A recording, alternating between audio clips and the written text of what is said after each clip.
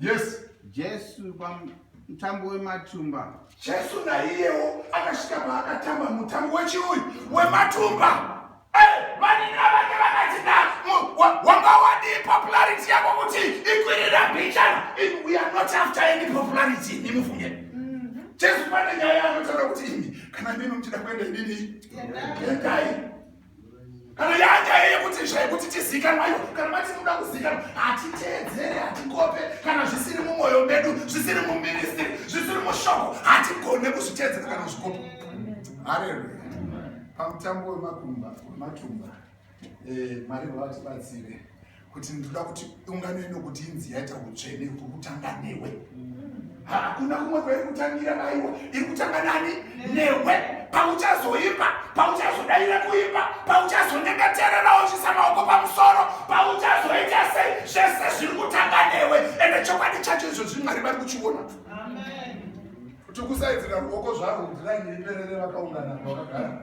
Asi hazvizi mamwe izvi. Amen. Haleluya. Haleluya. Kuri kusvinidzira basa hapana chiri pamwoyo apa.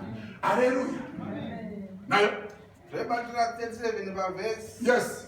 Zvino nezuva rokupedzisira, zuva guru romutambo. Yes. Jesu akamira akadanidzira akati, ani nani kana aine nyota, ngauye kwandiri anwe. Ani nani kana aine chino? Aine nyota. Ngauye kuna Jesu adini. Anwe haunwe pamunhu bawi unotonwa pana Jesu. Enda kutonwa pana Jesu. Munoteta sungawirirano.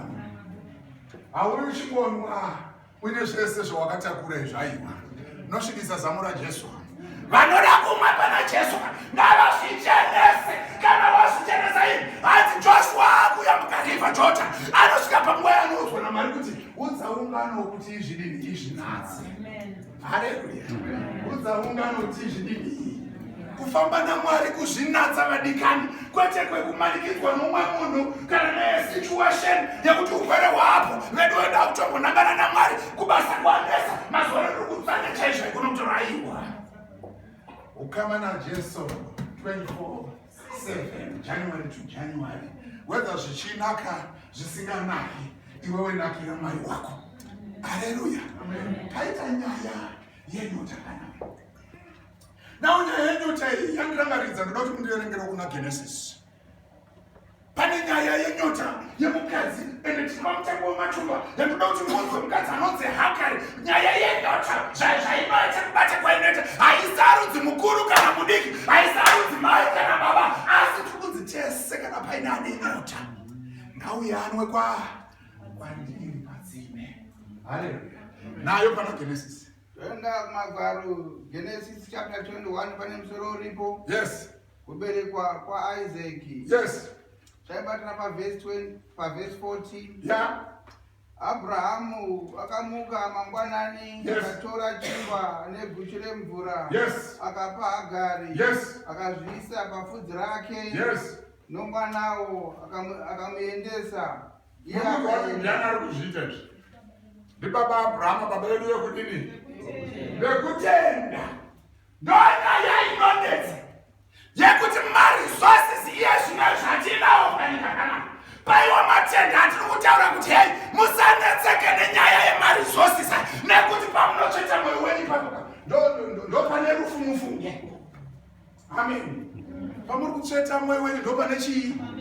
Ndo pane rufu. Ngatizviyere mwoyo wako ungoona kuti unotapirirwa chii. Izvo zvauri kuda kwainina izvozvo zvisinei neshoko raMwari izvozvo izvo ndo zvichakutadzisa kupinda denga. Full stop. Amen. Now, baba Abrahamu vanosvika panguva yavanotora mvura votora chimoto ndokupa Hagari nemwana wake Ishmael. Haleluya. Izvi zvese zviri kuitika mumapostcode edu izvizvi. Baba vako chaivo chaivo nekuti tiri mutende rinopfuura vanozviita izvi. Munin'ina wako chaiye makasiyana zamu, no problem. That's not even an issue. And if you share the same surname, that's not a problem. But nenyaya chete yekuti tiri panyika zvakaipa zviri kuitika vadikani zviri kuitika. Ndosaka muchinzwa mai vari kutsvaga another 6. another Jerusalem yekuti kana maita kuda kwababa moyo yenyu yoharvestwa yoenda ikoko mondogara nerugare. Haleluya. Pasina anokumiminira mvura zvakare. Amen. Pasina anogura chimodho ari pana emu yamidlands bakeries kuti ndikaona chakaita ndoziya kuti pana apinda mubread bin mangu pasina nyika izere nekudya kwese. Imi patiri pano pamatembe panapa. Haleluya. Ndiri kutaurirewo nechigumbu chekuti wakanyima chimodho chacho. Despite even nemvura dzatakakunyengeterera kuti kuda unga kuswatuke hazvizi kubva ufunge. Ndosaka wanzwa Jesu akati chiuya kwandiri nekuti iya mvura wakaiwana kubva kuna Zendera hako. Haleluya. Ndosaka paine nyaya yekuti bedwe ngatisei mweya yese kuna Jesu nekuti kana yaenda kuna Jesu hakuna chinogona kana uwe kudenga unoporeswa. Haleluya. Ndati tiri kutaura panyika pano patinomiminana, patinotarisirana kure kure kuti nyangwe ndakareba ndiri giant rakadai so munhu wamupfupisa mai Zendera anondiona sekunge ndiri cheya so haandioni nemunhu wangu chaiwo ndakapiwa naMwari. Ipapo ndo patiri kutaura kuti nyika iyo yezere naizvozvo izvo nyika yatichabva pairi tiri pamatembe vadikani, nekuti kana tazopinda munyika Mwari yavanhu ngatitsvagira kubudikidza nemwanakomana Kristu Jesu haisisina nyaya dzese idzodzo idzi. Haleluya. Iri kutsvaga vakundi, iri kutsvaga vanokunda.